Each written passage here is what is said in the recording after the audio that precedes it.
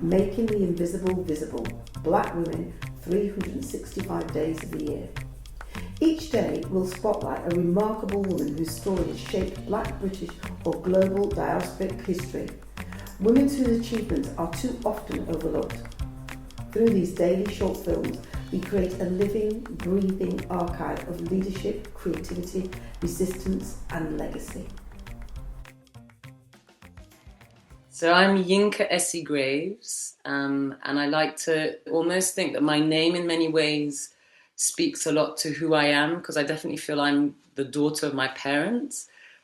They chose Yinka, which is actually a Yoruba name, because they were quite sort of Pan-Africanist in the sense that as Black British people, my dad was born in England, my mother went when she was 2 from Ghana.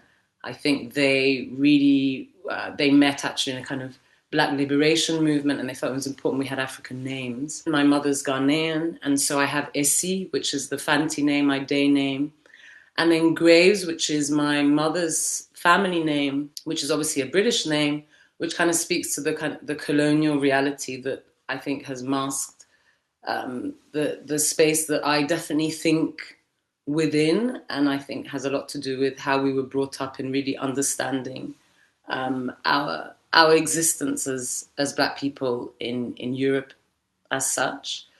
And so from there, I work with dance. I often think that actually I came to dance more out of curiosity or out of a need. I think my body, since I was small, has wanted to move as a way of kind of being in conversation with the world. So yeah, I work with flamenco. I'm based in Spain. I live in Seville, which in many ways is like the cradle of flamenco dance, at least, and Andalusia as an important space to be thinking with flamenco.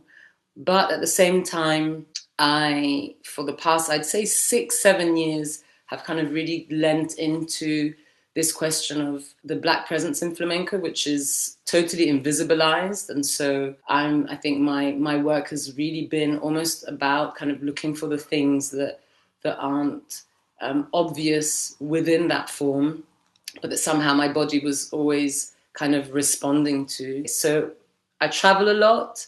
I try, and also sometimes I bring my son with me. Other times he's here with my mother and obviously his father, who's a huge support in kind of letting me go and come. And I feel really, really lucky because I think I get to work on projects that mean a lot to me, and also constantly investigating. I think if I could think of an energy, I think it's about questioning in a sense, or really kind of, pushing at what the expectations are. One, of working with flamenco, and two, of this lens through which I'm working with it, which is very much from an Afro-diasporic kind of space. So I'd like to think that I know that my instigation is questioning, and I think that my desire is that it opens space for us to also question the things that we think we know.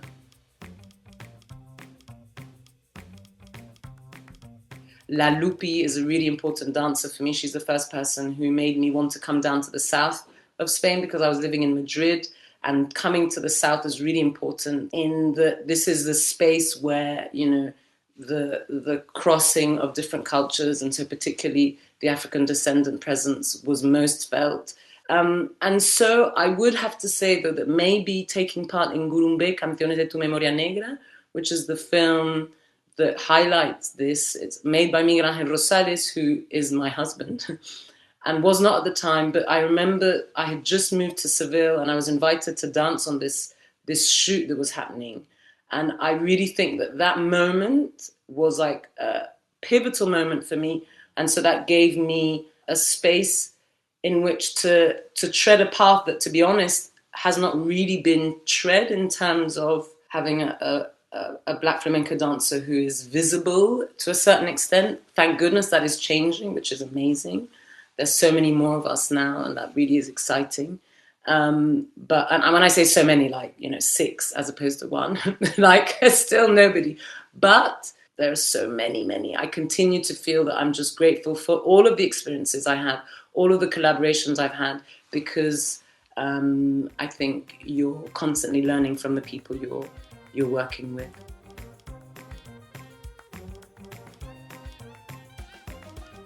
think I like this question because it's something that I'm very much thinking about and thinking about in terms of equilibrium again, you know, like feeding the internal to be able to give to the out, and kind of constantly that being a circular motion in a sense. And also laughter. I mean, maybe with the other values, another thing, you know, is like I love comedy. I love, you know, but I'm also, it's like a funny kind of shy person, so that I'm, you know, this is something that's only in a very small space where I love kind of joking around. But I'm also like, you know, I've been educated to be educated and well, whatever. So I always present, you know, quite well and seriously, but I think I'm also not that in the intimate space. And I think that gives me a lot of joy. And as I come out of the Easter holiday with my son, that is the most fulfilling sense of all is just getting to hang out with him and be in the world of these new beings who come with so much and say most incredible things. So I'm so grateful for that, and that gives me the most joy and the most love. It's just amazing. Thank you for joining us for today's story. Making the Invisible Visible is our commitment to ensuring that Black women's histories and contributions are recognised, valued and kept in daily circulation. Across 2026, we will continue to share these powerful narratives, 365 days of impact, brilliance and inspiration.